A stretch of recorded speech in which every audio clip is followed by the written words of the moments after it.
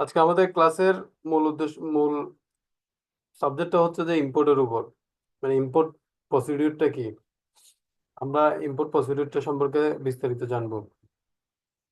সেক্ষেত্রে কিছু পয়েন্ট আমি লিখি। ফার্স্ট হচ্ছে যে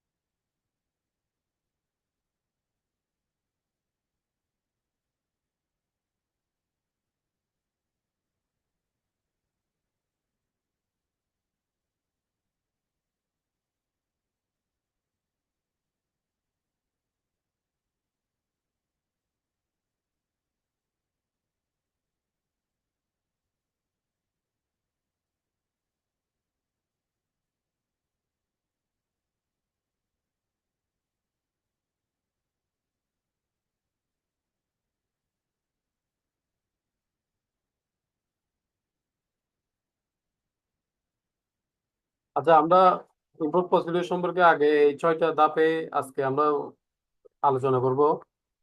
সেক্ষেত্রে আসেন, প্রথম শুরুতে আমরা হোয়াট ইজ ইম্পোর্ট, মানে ইম্পোর্ট জিনিসটা কি ওটা আগে জানি। হুম। আমরা যখন আমরা যখন একজন বিক্রেতা থেকে কোনো পণ্য কিনে নিয়ে আসি, সেটাকে বলে যে ইম্পোর্ট। ওই পণ্যটা কিনে আমি আমার নিজের জন্য আনতে পারি, আমি আমার বাসার জন্য আনতে পারি, আমি আমার প্রতিষ্ঠানের জন্য আনতে পারি, আমি আমার ফার্মের জন্য, মানে আমি যে পণ্যটা বিক্রেতা থেকে আমি যে পণ্যটা ক্রয় করে নিয়ে আনবো, সেটাই হচ্ছে মূলত ইম্পোর্ট। সেটা বিভিন্ন ধরনের হইতে পারে। আমি বাজার থেকে একটা পণ্য কিনে আনলাম, সেটাও ইম্পোর্ট। আমি বাংলাদেশের চিটাং থেকে, ঢাকা থেকে একটা পণ্য অর্ডার করে আনলাম, ওইটাও একটা ইম্পোর্ট। আমি চায়না থেকে একটা প্রোডাক্ট আনলাম, ওইটাও ইম্পোর্ট। আমি জার্মানি থেকে আনলাম, ওইটাও ইম্পোর্ট। মানে ওইটি জিনিসটা কিনে আনাটাই মূলত হচ্ছে যে কি, ইম্পোর্ট। ঠিক আছে।